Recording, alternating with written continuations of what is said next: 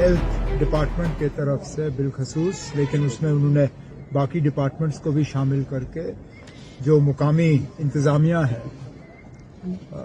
वो इसके पीछे जो वजूहात हैं उनको समझने में लगी रही। सबसे पहले तो ये तय करना था कि कोई बीमारी तो नहीं फैल रही है, और अगर बीमारी फैल रही है तो उस फैलाव को रोकना हमारी सबसे बड़ी जिम्मेदारी थी।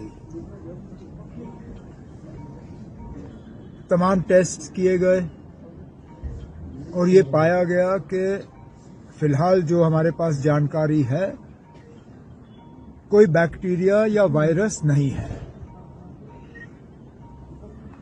और जितने भी इस अफसोसनाक वाकया में डेथ्स हुए हैं जिसमें ज्यादातर बच्चे बच्चियां हैं,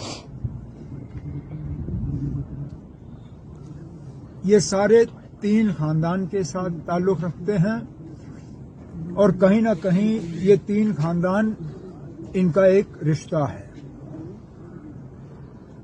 लेकिन अभी तक हम ये एस्टैब्लिश नहीं कर पाए कि जो 17 कीमती जानें गई हैं इसके पीछे वजह क्या है। तो जैसे आज मैंने मौके पे आके लोगों से बात की और उनको कहा, 3 चीजों पे हमारी खास तवज्जो रही है। एक ये कि ये सिलसिला जो है ये थम जाए। 17 कीमती जानें गई हैं, ये नंबर 18 टच नहीं करना चाहिए।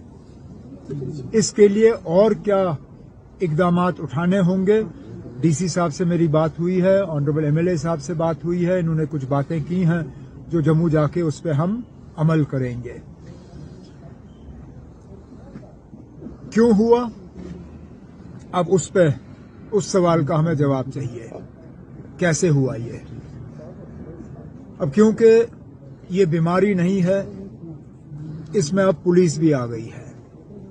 पुलिस ने एक स्पेशल इन्वेस्टिगेशन टीम, एक सिट कायम की है, उन्होंने अपनी तहकीकात शुरू की है, वो भी अपना काम जो है मुकम्मल करेंगे।